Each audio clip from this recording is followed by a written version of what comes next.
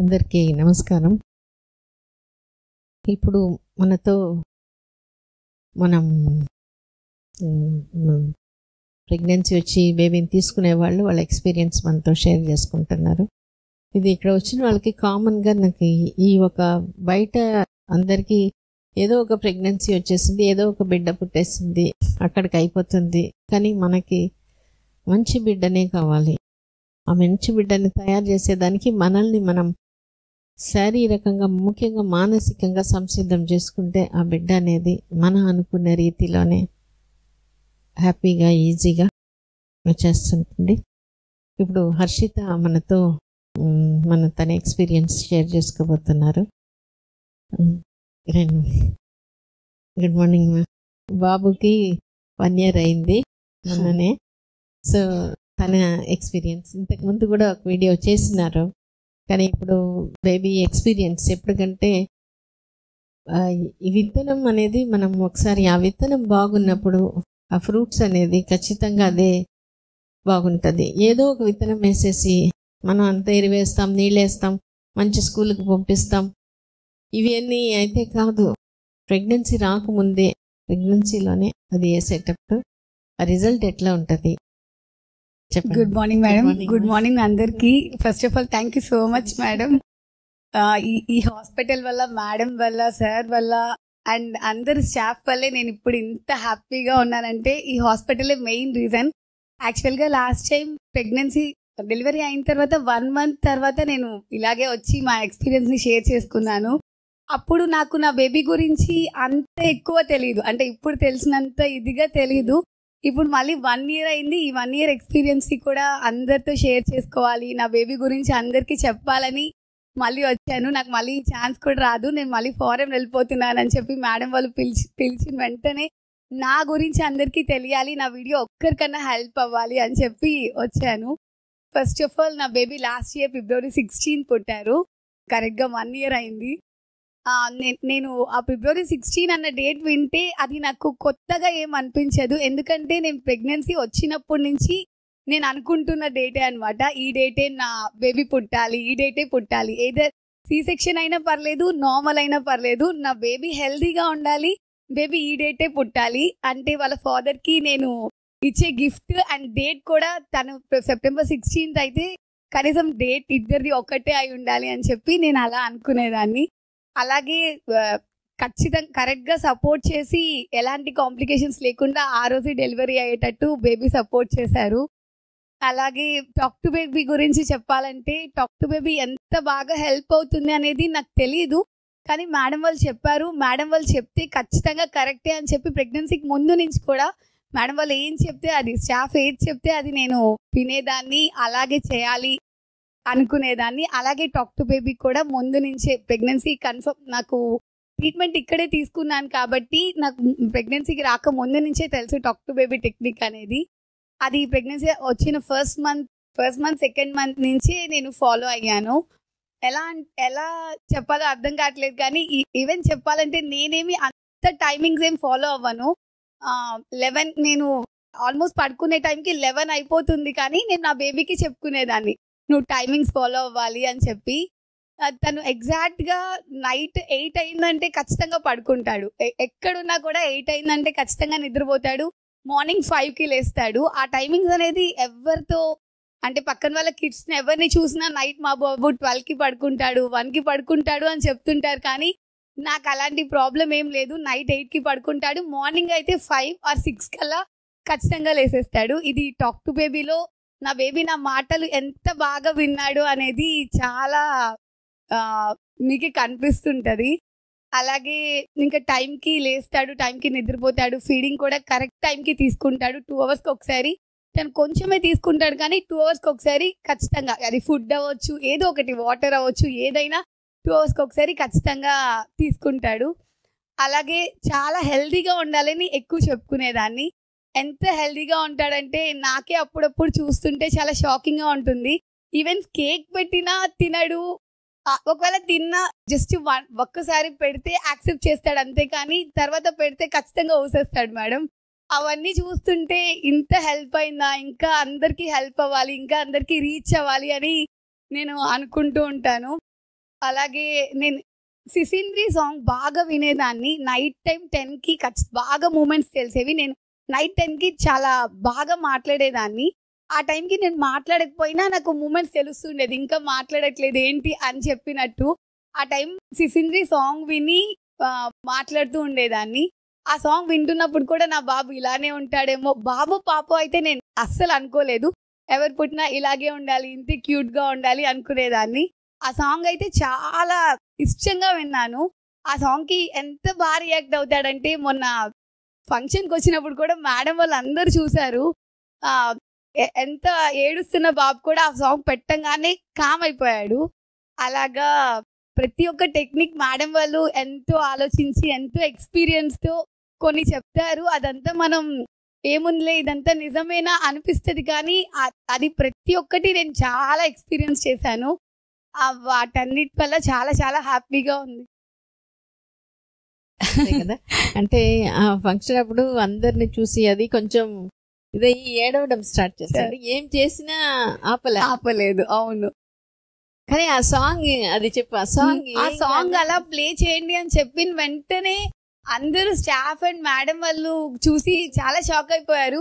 Okay, ఇంత help అవుతుందా మనది, లైవ్ లో కూడా వాళ్ళు చూసారు కాబట్టి ఇంత హెల్ప్ అవుతుందా, ఇంత బాగా టాక్ టు బేబీ అనేది హెల్ప్ అయిందా బేబీకి, బేబీ ఇంత బాగా విన్నాడా, రిసీవ్ చేసుకున్నాడా అనేది నాకు అలాగే అనిపించింది. మా పేరెంట్స్ కి కానీ ఇంట్లో అందరికి కానీ చాలా షాకింగ్ గా ఉంది. ఆ రోజు అందరు ఒక 100 మెంబర్స్ అలా చూసారు కాబట్టి అందరికీ తెలిసింది టెక్నిక్ గురించి కానీ నేను చెప్పుకున్న విషయాలు కానీ అలాంటివన్నీ. అలాగే అది నేను ఇష్టంతో ఏం చెప్పుకున్నానో అలాగే ఉన్నాడు మేడం సీరియస్ గా. అది డిసిప్లైన్ గా ఉండాలని చెప్పాను. టైంకి నిద్రపోవడం కానీ, టైంకి లేయడం కానీ, ఫీడింగ్ తీసుకోవడం కానీ, చాలా యాక్టివ్గా ఉండడం కానీ. అండ్ ఆ డిసిప్లైన్ గా ఉండడానికి మనం కూడా కొన్ని చేయాలి.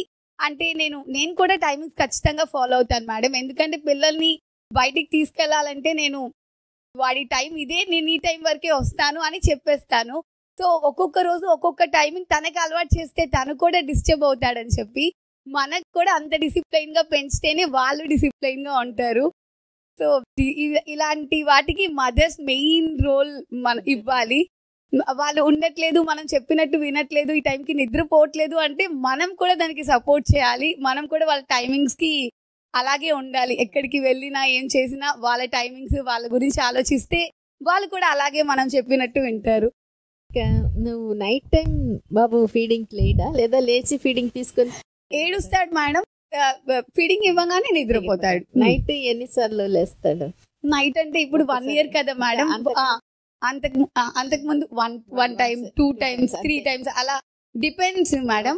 కానీ ఎన్నిసార్లు లేసినా ఫీడింగ్ తీసుకోవడం పడుకోవడం అంతేకాని డిస్టర్బ్ చేయడు ఎక్కువ. నీకు స్లీప్ డిస్టర్బెన్స్?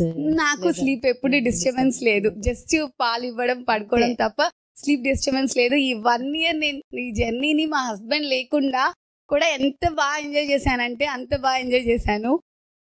అది నువ్వు హెల్దీగా ఉండాలని పలానాది తినాలి, పలానా తినకూడదు అట్లా చెప్పేవాళ్ళు, జస్ట్ హెల్దీగా ఉండాలని మాత్రం చెప్పేవాళ్ళు? హెల్దీగా ఉండాలని చెప్పాను. అలాగే నేను కూడా నాకు కూడా ఐస్ క్రీమ్స్ కానీ చాక్లెట్స్ కానీ అవన్నీ నాకు ఇష్టమే. కానీ ఆ 9 months మాత్రం నేను హోల్డ్ చేసి పెట్టుకున్నాను. నేను ఏది తిన్నా హెల్దీగానే తినేదాన్ని. ఈవెన్ 1 piece కూడా ఏదైనా 1 piece ఎప్పుడో రేర్ గా ఏమన్నా తినేదాన్ని. కానీ ఆ 9 months జర్నీలో నేను కూడా చాలా హెల్దీగా తినేదాన్ని. కాబట్టి బాబు కూడా నేను ఈ 9 months నా ఫుడ్ ని నేను సాక్రిఫైస్ చేస్తే తనకు కూడా అర్థమవుతుంది నేను ఏం తినాలి అని నేను ముందుగా అనుకొని 9 months మాత్రం నేను ఏది మేడం వాళ్ళు డైట్ చెప్పేవాళ్ళు, ఇంట్లో వాళ్ళు చెప్పేవాళ్ళు, ఏదైనా హెల్దీవే ఎక్కువ కాన్సన్ట్రేట్, ఎక్కువ కాదు 99% హెల్దీగానే తినేదాన్ని. అది వన్ ఆఫ్ ది రీజన్ మా బేబీ ఇంత హెల్దీ ఫుడ్ యాక్సెప్ట్ చేయడానికి కూడా. యాక్చువల్ గా రైస్ పెడితే ఎక్కువ తినడు మేడం. రాగి జావ కానీ అలాంటివి పెడితే చాలా ఇష్టంగా తింటాడు. ఆఫ్టర్నూన్ కూడా అందరూ రైస్ పెట్టండి అంటుంటారు. ఎందుకు మీరు అలా చెప్తున్నారు? రైస్ అందరూ మానేసి రాగి మిల్లెట్స్ కి వెళ్ళండి అంటారు కదా, వీడు ఇంకా మిల్లెట్స్ తింటున్నాడు, మీరు ఎందుకు అలా చెప్తారు అని చెప్తాను నేను. రైస్ తింటాడు కానీ అంత ఇష్టంగా అంత యాక్సెప్ట్ చేయడు. కానీ మిల్లెట్స్ ఏది పెట్టినా చాలా ఇష్టంగా యాక్సెప్ట్ చేస్తాడు, చాలా బాగా తింటాడు. మిల్లెట్స్ ప్రెగ్నెన్సీలో తిన్నాను మేడం. రాగి ఎక్కువ తీసుకునేదాన్ని, రాగి రోటీ కానీ రొట్టె కానీ అలాంటివి తినేదాన్ని. ఇష్టంగా తినేది. ఏది తిన్నా హెల్దీవి ఊరికే తినేసామని కాకుండా ఇష్టంగా తినేదాన్ని. ఓకే, నా బేబీకి ఇవన్నీ వెళ్ళాలి, హ్యాపీగా ఉండాలి, హెల్దీగా ఉండాలి. అలాగే సి సెక్షన్ గురించి కూడా అందరికి చాలా డౌట్స్ ఉంటాయి. ఈవెన్ నాకు సి సెక్షన్ అయింది. ఎంత హెల్దీగా ఉన్నానంటే కంపారిజన్స్ కాదు కానీ చాలా నార్మల్ అయిన వాళ్ళు ఎలా ఉన్నారో నేను కూడా అలాగే ఉన్నాను మేడం. అంతే త్వరగా రికవర్ అయిపోయాను. 1 month 20 days కల్లా నా బేబీ పనులు కానీ నా పనులు కానీ నేను అంతే ఈజీగా చేసుకుంటున్నాను.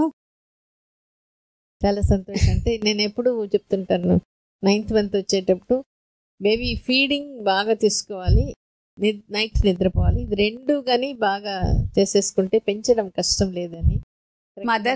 చాలా కరెక్ట్ మేడం. మదర్హుడ్ ని ఎంజాయ్ చేయాలి అంటే మనం ముందు నుంచి ప్లాన్ చేసుకోవాలి. ప్రెగ్నెన్సీ రాక ముందు నుంచే కూడా మనం ఇంకా అనుకుంటే ఇంకా చాలా హెల్ప్ అవుద్ది. Pregnancy throughout the pregnancy time కూడా నేను చాలా ఎంజాయ్ చేశాను. ఎలాంటి కాంప్లికేషన్స్ లేకుండా చాలా రిలాక్స్ గా ఉండేదాన్ని, హ్యాపీగా ఉండేదాన్ని. మేడం వాళ్ళు చెప్పిన డైట్ కానీ ఎక్సర్సైజెస్ కానీ వాకింగ్ కానీ చాలా హ్యాపీగా రిలాక్స్ గా చేసుకునేదాన్ని. ఈ టైంలో రెస్ట్ తీసుకోవాలి, నాకు నీరసంగా ఉంది అలా ఎప్పుడు అనిపించలేదు. చాలా హ్యాపీగా రిలాక్స్ గా అయిపోయిందంటే ముందు నుంచి మీరందరూ ప్లాన్ చేసుకొని నేను కన్సీవ్ అయ్యాను. అది నాకు చాలా హెల్ప్ అయింది. ఊరికే అందరూ 2 years ప్లాన్ లేదు, 1 year ప్లాన్ లేదు అలా అంటారు కానీ ఓకే అయ్యాక ఎలా చేయాలి, ప్రెగ్నెన్సీ వచ్చాక ఎలా చేయాలి అనే థాట్స్ ఎవరికి ఉండవు. అది మేడం వల్లే నేను బాగా తెలుసుకున్నాను. ఇలాంటివి అనుకోండి అమ్మా, ఇవి తినండి, ఇలా హెల్దీగా ఉండండి, బేబీ ఇలా ఉంటాడు అలా ఉన్నాడని చెప్పుకోండి, బేబీకి నీ ముందు నుంచి ఇన్వైట్ చేయండి. ఇవన్నీ నేను 1 year కాదు 10 years అయిపోయినా అస్సలు మర్చిపోను. ఎందుకంటే అంత హార్ట్ కి తీసుకొని అంత బాగా ఇష్టంతో నేను తనని యాక్సెప్ట్ చేయాలి అనుకున్నాను. అంతే ఇదిగా తను కూడా ఇప్పుడు నన్ను యాక్సెప్ట్ చేస్తూ చాలా హ్యాపీగా ఉన్నాడు, చాలా హెల్దీగా ఉన్నాడు మేడం. ఒక 2 లైన్లో ప్రెగ్నెన్సీ ఎట్లా వచ్చింది అది వరకు చెప్పేసి. ప్రెగ్నెన్సీ ఎలా వచ్చిందంటే 2 times నాకు మిస్క్యారేజెస్ అయ్యాయి. దాని తర్వాత మేడం వాళ్ళ దగ్గరికి వచ్చాను. మేడం వాళ్ళు 6 months గ్యాప్ తీసుకోండి అమ్మా, ఏం ప్లాన్ చేసుకోవద్దు, అప్పటి వరకు మేము చెప్పిన డైట్ అంతా చేయండి అన్నారు. 6 months కరెక్ట్ గా అయిపోయింది. మేడం వాళ్ళ దగ్గరికి వచ్చి ఓకేనా మేడం అంటే అంతా ఓకే ప్లాన్ చేసుకోండి అన్నారు.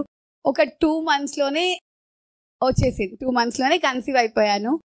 యాక్చువల్ ఎట్లా లాస్ట్ మంత్ గురించి అంటే అది నాకు ఇంకా 2 months టైం ఉంది. కరెక్ట్ గా 6 months అయిపోతున్న టైంలో మా హస్బెండ్ కి ఫారెన్ ఛాన్స్ వచ్చింది. అరే ఇంకా 2 months టైం ఉంది, ఈ మంత్ అయితే అయినట్టు, లేకపోతే నేను ఫారెన్ కి వెళ్ళాలా, ఎలా చేయాలి అక్కడంతా అనుకుంటూ ఉండేదాన్ని. కానీ ఆ 1 month కూడా తెలియకుండా అయిపోయింది. లాస్ట్ మంత్ లో చాలా పనులు చేశాను, తను వెళ్ళడానికి అంతా సపోర్ట్ చేశాను, ఇల్లు పర్మనెంట్ గా వెకేట్ చేసేసాము, అన్ని చేసాము. కానీ ఆ మంత్ లో అస్సలు నేను దాని గురించి ఆలోచించలేదు. ఓకే ఏదైతే ముందు నెల బాగా చాలా ప్లాన్ చేశాను, అప్సెట్ అయిపోయింది. తర్వాత ఇంకా ఈ నెల కుదరదు, నేను ఇంకా నా లైఫ్ ఏంటి అని చాలా ఫీల్ అయ్యాను. ఎలాగా ఈ హాస్పిటల్లోనే నేను డెలివరీ అవ్వాలని చెప్పి ఎప్పటి నుంచో అనుకుంటున్నాను. అలా అవ్వకుండా అయిపోతుందా, ఎలా అయిపోతుంది అని ఆలోచించి ఇంకా ఓకే ఎలా అయితే అలా అవుతుందని వదిలేశాను. ఆ మంత్ నేను చేయని పను లేదు, లేకపోతే షిఫ్టింగ్ కావచ్చు, జర్నీస్ కావచ్చు, ఏది పడితే అది చేశాను. అస్సలు ప్లాన్ లేదు, అసలు దాని గురించి థాట్ కూడా లేదు. మెయిన్ గా మా హస్బెండ్ హ్యాపీగా ఉండాలి, తనని హ్యాపీగా పంపించాలి అనుకున్నాను. తను వన్స్ వెళ్ళిపోయారు, పక్క రోజుకు ఊరికే డేట్ రాలేదు, బాగా నీరసంగా ఉంది ఏంటని చూసుకున్నాను, కన్సీవ్ అయ్యాను.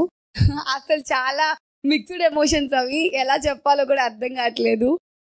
ఇలా ఉంటుంది, మనం ఎక్కువ ఆలోచిస్తేనే అది వెనక్కిపోతుంది. మనం దానికి కావాల్సినవన్నీ చేసేసి మనం రిలాక్స్ అయిపోతే అది ఖచ్చితంగా ఈజీగా వచ్చేస్తుంది.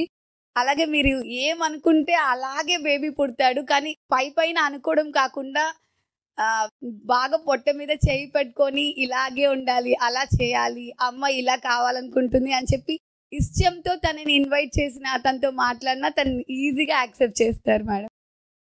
థ్యాంక్స్ అమ్మా, థ్యాంక్స్. అట్లనే బేబీ పెరిగే కొద్దీ ఆ సాంగ్ కూడా తనల్ని కూడా పాడిచ్చేస్తారు. ఓకే మేడం, అదే life long stress buster. Okay madam, okay ఖచ్చితంగా. Thank you so much madam. ఇంత హ్యాపీగా మీ వల్ల, మీ హాస్పిటల్ వల్ల నేను ఉండగలుగుతున్నాను. Thank you so much madam. Thank you madam.